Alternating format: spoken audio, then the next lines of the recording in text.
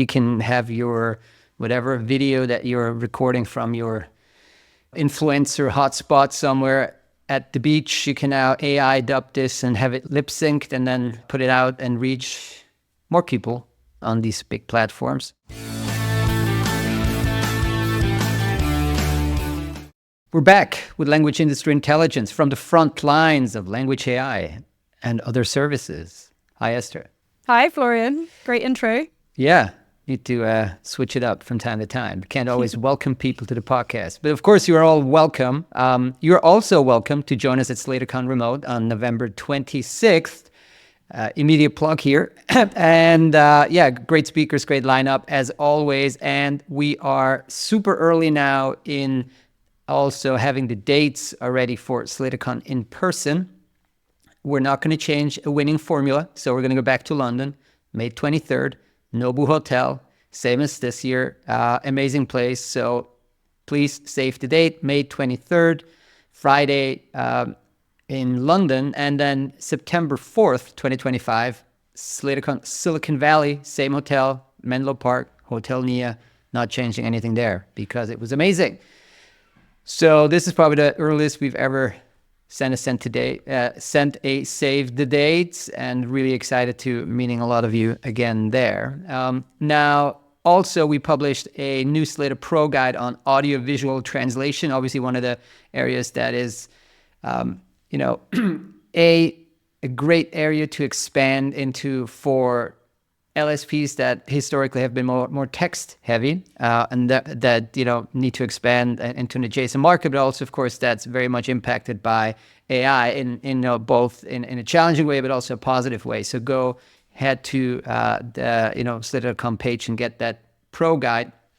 We talk about audiovisual translation buyers from broadcast streaming services, corporate video, social media, gaming, etc. Outline a few opportunities for LSPs, go into all the different services like subtitling, dubbing, voiceover, captions, outline resources into the technology. And also, of course, we have a big chapter on how AI is changing audiovisual translation. Great 50-page report. Go and get it. Today, Esther, we're going to talk about tons and tons of language AI. I want to speak about OpenAI's advanced voice mode, which I think maybe some of you have tested, but let's briefly talk about it. Also talk about the AMTA takeaways. That was a big machine translation conference last week in Chicago, or the week before, I think last week. You're going to tell us a bit more about a conference you visited that was hosted by TransPerfect, and then we are going to talk about M&A, of course, and also a bit about life sciences and AI, which is now, AI is even going to gets increasing traction in life sciences. So, have you ever ordered anything from Alibaba, Esther? Yes. I think so. I had to think about that because, I do a lot of Amazon ordering. Alibaba's probably not my first port of call.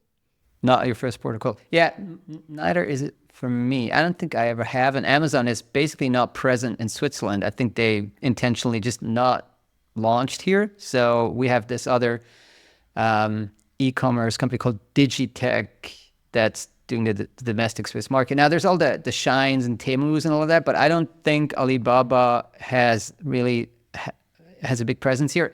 Point being, they are now saying they've launched a completely revamped translation infrastructure, right? So Alibaba, obviously it's the e-commerce, but they also have a huge cloud offering similar to Amazon, similar to Google, similar to Microsoft, right?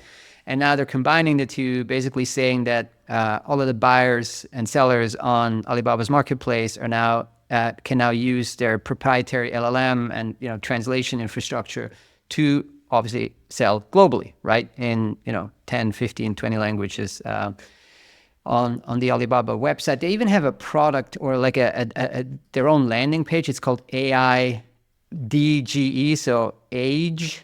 I guess that's from Edge. AI Edge, right? Yeah. And they announced that they have this proprietary LLM for translation they called Marco MT, and that's now deployed across Alibaba's existing translation offering that was launched last year for SMEs. to translate product listings, product descriptions, and kind of other business communications. And of course, they're taking a dig at some of the rivals, saying that this is better than Google, DeepL, and ChatGPT. I guess that's the kind of shots fired component here. But in the very busy list of things that big technology companies have announced in terms of translation, that was one that stood out for me in the last week or two.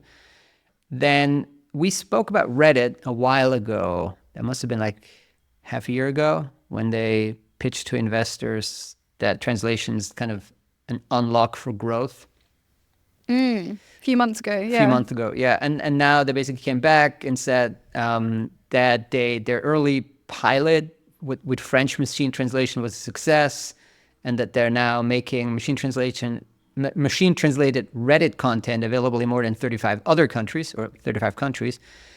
And they're saying, the CEO is saying that machine translation is one of the best opportunities we've seen to rapidly grow the content base outside of English. It was never not going to be successful. I mean, for me, it's kind of a no-brainer, right? French machine translation content, expand the network. Reddit content has so much kind of inside lingo, I don't know, weird metaphors, jargon, slang. Not going to be the easiest one. Maybe they were never not going to let it be successful. Unsuccessful. You see what I'm saying? Yeah, no. Unsuccessful. Yeah. I get it. All right. So, we'll follow this. It's interesting that a big company like this is actually talking about translation in their earnings calls. That's where we're getting this information from. All right. So we had Alibaba, we had Reddit. Now let's keep going in big tech translation land. We got NVIDIA, the by now, I don't know, $3.5 trillion market cap company. Imagine a company that's worth $3.3 trillion. This is bigger than the GDP of the UK. Yeah. So, in 1 year. So this company is worth more than the entire United Kingdom produces in an entire year. Anyway, so NVIDIA, part of that insane market valuation now is a suite of microservices for machine translation, transcription, and speech to text. So they're not satisfied by just kind of doing the chips, right? They're like the foundational layer. They're now going up, and similar to, like, again, Amazon, Google, they want to have people build on their technology stack here. And machine translation, transcription, text to speech is kind of an obvious initial way to go. So NVIDIA. Next would be Meta, of course. There's always Meta. Zuckerberg, they had an event. They said they're putting lip-synced AI dubbing into the hands of creators. So we spoke about YouTube last time. Now you're going even further, user-generated content. So you have, Facebook or Instagram, and you can have your whatever video that you're recording from your, influencer hotspot somewhere at the beach. You can now AI dub this and have it lip-synced, and then put it out and reach more people on these big platforms. And they also introduced that speech translation for the Ray-Ban smart glasses, which is actually very interesting. I saw a post on X where somebody, who was hard of hearing, actually put them on and, like, for the first time kind of tested it. It seems like that's a good use case. Good use case. Very good use case. Practical. Very practical. And finally, OpenAI, of course, also launched their advanced voice mode. But before that, they said they put up a case study where they spoke about the state of Minnesota in the US using ChatGPT for translation, and that they're running a real-time interpreting pilot project that's quote-unquote powered by ChatGPT. Now, that's on the OpenAI website right now. So that's going quite far into the kind of practical application of this. So yeah, very interesting that a big company like big company by now, right? Like OpenAI would go into very much the application of it. Yeah. All right. Have you, and I'm asking another question after Alibaba, have you tested OpenAI's advanced voice mode? Yes, I did. You did? On your phone? What do you think? It was cool. Yeah. I mean, it's pretty impressive, I've got to say, in terms of what it can do and what it sounds like as well. The latency is so low. So long story short, I mean, if you have ChatGPT on your phone, I think you got to be part of some enterprise subscription. I don't think it works on the normal one yet. I'm not sure though. Then you can basically just talk to your phone, right? You can select one of the voices. I think it's like 10 or 15 voices. You select one, and then you can start talking to the thing. Really funny. Like one of my kids used, well, funny, but like very impressive, of course. Very, very impressive. And also like, yeah, there's so many applications from this, again, for the language industry that you can build on top of. If these models are now that good that you can actually have a normal conversation with it, then, you know, what's next for the language industry? Because also, of course, it's, I tested it in German. It worked. In dialect, it didn't quite work. Like in Swiss dialect, it kind of had this, you can prompt it to speak Swiss German, but it's a weird, kind of not natural Swiss German, but it was not bad, kind of funny. And then if you speak Swiss German, it wouldn't quite get it because probably the speech to text would kind of break from time to time. But in like standard German, very, very well, very good. And in English, obviously great. So why are we talking about this? A, because, you know, it's just generally interesting that you can now talk to your phone with low latency and it works, and you have access to all this incredible knowledge that ChatGPT has, but also, in of course, languages. for consecutive interpreting, you know, potentially this could be deployed. Like, and we also try to make it do simultaneous interpreting. Wouldn't do it. Oh yeah. When we're asked to do simultaneous interpreting, so came back with a bit of a explanation saying simultaneous interpretation where I listen and speak at the same time is a complex task that requires real-time audio processing. My design is more suited to processing input than generating a response rather than doing both simultaneously. So it's kind of giving an explanation why it can't do it yet, but, you know, it seems like there's some stuff to be built where it's going to be able to do it in the future. For consecutive, though, it should be able to do it. Latency is quite low. We haven't, to be fair, we haven't tested it extensively at all on consecutive. I'm sure somebody else has by now. So let us know in the comments. And I mean, of course, it's a crowded field, and there's players like, you know, Kudo, for example, that just issued a new patent for a unique method of real-time continuous translation. So there's companies that are very much at the forefront here.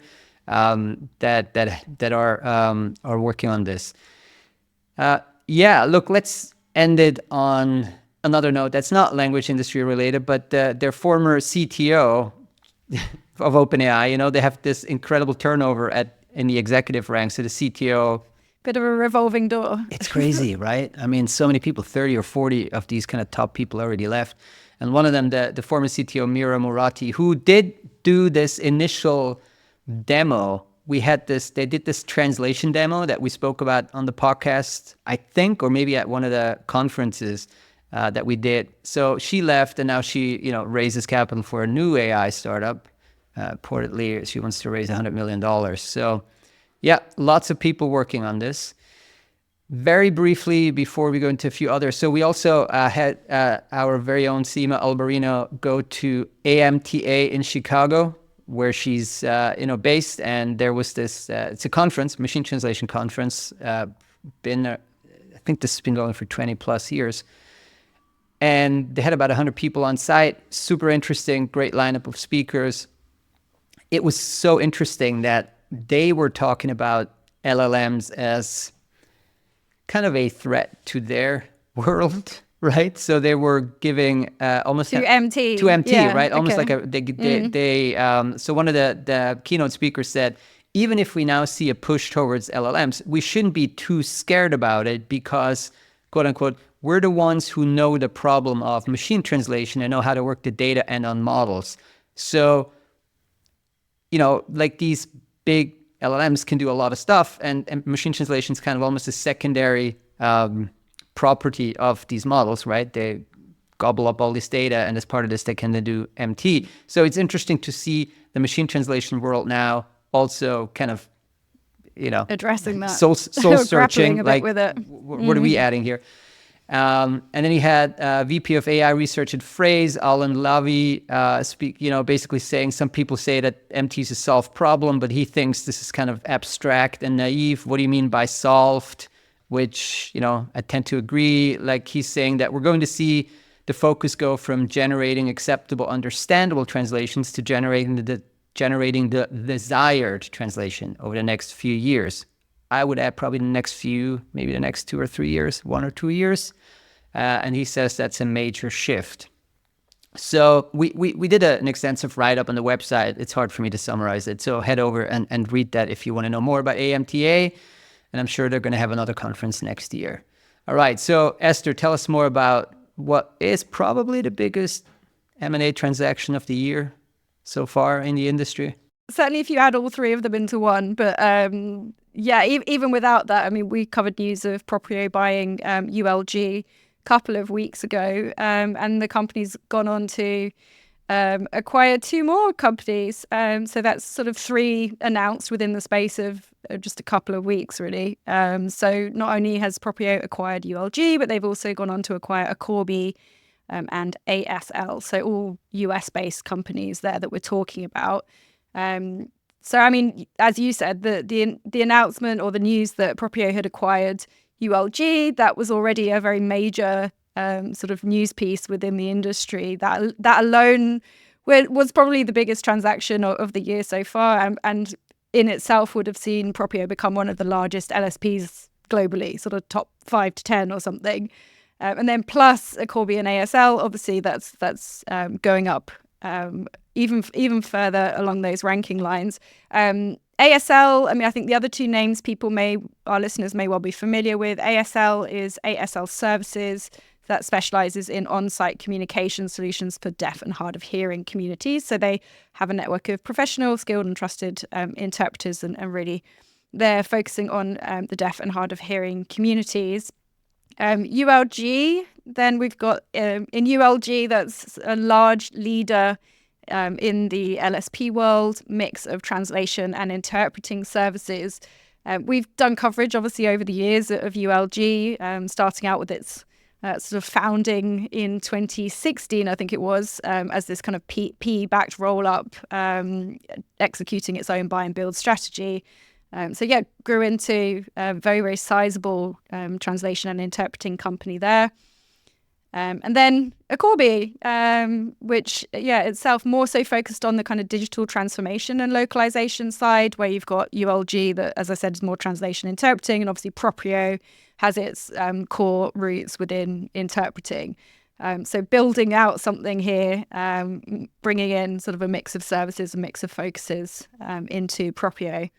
So definitely busy time over at Propio, especially going forward, having to integrate all of those various different companies at some point. So they're going to end up, about $500 million kind of pro forma? If you added all those up and you kind of assumed that they had owned them for the full 2024. Maybe 3, 4. Yeah, I don't know quite how big ASL Services is, to be honest, but they're looking at 120 plus 250, 300 potentially, but depending on the size of the ASL Services. I'm not familiar too much with them. Potentially more if you've got underlying growth at Propio as well, I would say. Because obviously Propio itself has had pretty strong underlying growth, not just M&A related, I think from 2023. So 2023, they had revenues of 125 million already. And it's been fast. I mean, the growth going back 5 years, they were more like sort of 14, 15 million in 2019. So there's been obviously strong organic growth within their core markets of interpreting, especially the sort of technology-based US interpreting, which obviously we've kind of covered and spoke about as one of the growth markets within our industry at the moment. But also backed by private equity. So you've had Propio took on external funding for the first time in 2021. So that was an investment from Triple Tree Capital Partners, which I think we even spoke about on the pod going back like 3-4 years. So I remember not being able to pronounce the name. And then went on to acquire sort of 3-4 companies, I think, in 2022. And then 2023, just over a year and a half ago, there's a second investor that came on board with Propio, which is Leonard Green and Partners. So obviously it's been, a bit of a whirlwind, I would say. Yeah, we had Marco Assis, the CEO, on the podcast in like more than 2 years ago. 22, early 22. 22? Yeah, Okay. early 22. Well, it's come a long way. So you didn't have to go a long way to go to TransPerfect's conference. What a segue. That's true. Not long at all. No, not far at all. It was central London. This was the GlobalLink Next conference that they put on, I think, in 2 or 3 key locations each year. Last year, it was in Amsterdam. At least the European one was in Amsterdam. So, yeah, a bit closer to home this time in central London. Really great venue, really well attended. I had struggled to sort of estimate the number of people there, but at least sort of 300 potentially looked packed. Yeah, and I mean, I think that they kind of have a tried and tested formula. You know, obviously you're hearing from a lot of TransPerfect people, especially on the AI side and on the technology side, as you'd expect, being a GlobalLink conference, but also having presentations from a range of their buyers, users on stage talking about how they've implemented GlobalLink Next, or GlobalLink, sorry, and what challenges it's been solving for them, essentially. So I could only go to the first day. But yeah, super interesting. Some really interesting companies that were on stage. One I liked was Illy Cafe, you know, the Italian coffee Illy brand. So yeah, hearing from them about sort of the challenges of distributing in 140 plus countries and how TransPerfect and GlobalLink was a part of that. And then earlier on in the day, there was a really interesting presentation from a guy from Novartis. It was entitled 7 Deadly Sins of AI. So yeah, he went through and identified what he thought were some of the worst offenses of AI. I think, you know, sort of empathizing or sympathizing a bit with the audience where people are kind of complaining about, oh, but AI, the problem with AI is this. So he kind of outlined 7 areas and then introduced a kind of but. So he was saying, well, yeah, one of the deadly sins, the 7 sins of AI is that it hallucinates. And then the but is, you know, but we can add human in the loop to resolve that or to, you know, mitigate that. So yeah, we had a lot of, it was a fun presentation. There were some props on the stage as well. So so what more? Did you more deadly sins? Succinct. Yeah. Okay. Hallucination, I said. Dependence. So the idea that, you know, humans will become overly dependent or dependent on AI. The bias, obviously, that's widely spoken about. I can talk about his mitigations as well, because I think they're quite interesting. So it's like dependence, where he was saying, okay, hands up who uses spell check, you know, and everybody pretty much put their hands up. He's like, okay, could you live without spell checks? Like, yeah. So, you know, the idea that there is a way that we will be able to live without AI, even if we all use it. Yeah, this is obviously, I'm paraphrasing what I think he said. On the bias side, he was saying, well, in the Olympics, nowadays we use AI to do the photo finishes, you know, like in the 100-meter sprint or whatever. Prior to that, or a long time ago, it would be human-led. So you'd have 22 linesmen all staring at the line to try and decide who actually won the race when there was a very tight finish. So the idea being here that, you know, humans have bias and it's very difficult to get consensus from a group of humans, potentially, you know, more so than relying on AI bias. And then on the loss is, oh, AI is going to take my job. And there he illustrated his point using some quotes from Jensen Huang, so the CEO of NVIDIA there, saying, well, actually, you should worry about a human using AI taking your job, not AI taking your job. That's more of a call to action, like get on board, use AI, work out, and that's how you're going to kind of survive and thrive going forward. There was greed, of course, and here he was talking about, you know, just the sheer amount of money that's being plugged into developing AI and LLMs and all these foundational models, and with very little of them kind of showing, strong profit, I suppose, on a kind of company level, but then more so, what are the results of all this investment? But you know, he was saying it's going to take a bit of time. There are other currently successful companies that also didn't really show much profit or much tangible results for a long time, and then have since, you know, gone on to flourish. Deception. This was our 6th deadly sin, so I'm coming into land here. This one, this is more so the kind of uncanny valley thing where it's like, we can replicate your likeness with just a click of a button. We can do all sorts of weird things, eerie things. And in this one, he kind of did say like, well, yes, this is worrying. We kind of need to just put barriers and checks in place to make sure that, we can mitigate this effectively. But recognizing that is a bit of a worrying point. And then the final deadly sin was control. So I think this is sort of, is it going to take over? Is it going to take over, or just sort of become a bigger beast than what it's intended to become, or what would be helpful for humanity? And here he was saying, well, critical mass adoption has happened super rapidly within sort of like 10 months or so, and like we're all still here. So yeah, not too concerned about that one. But I just thought it was a nice framing of it, kind of really well articulated, much better than what I've just done in summary. But very interesting to listen to. So yeah, congrats to TransPerfect anyway. Great lineup of speakers, really well organized. And the swag was second to none. So that's what they're known good for. For them. And thanks, person from Novartis, Global Head of Marketing and AI Excellence, for that presentation. So yeah, a little drop in the ocean of funding that may or may not be profitable for ages would be the investors backing a company called Gladia, AI transcription, and they label it as AI transcription. And Gladia, wasn't that the name of Google's shelved gaming project? I have no idea. Was it? Yeah. While you walk us look through it up. Gladia's Series A, I'll look that up. Yeah. Okay. You can report back. Right. Yes. So you said raised 60 million in a Series A. This is a French startup founded in 2022 in Paris with the aim of delivering real-time text-to-speech solutions. They say they are fast, accurate, and affordable, as you might imagine, being an AI-based company.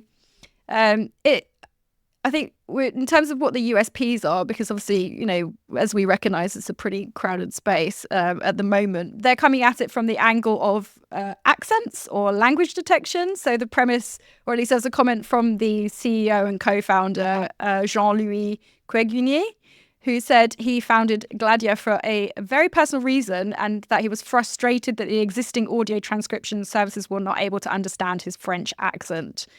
Which I do think is a big problem, I've got to be honest, not just for the transcription piece, but also then relatedly for the sort of AI simultaneous interpreting piece, or the live interpretation piece, which might come on the back of this. He said in terms of like use cases, he was saying the international team and customers often switch between different languages during meetings.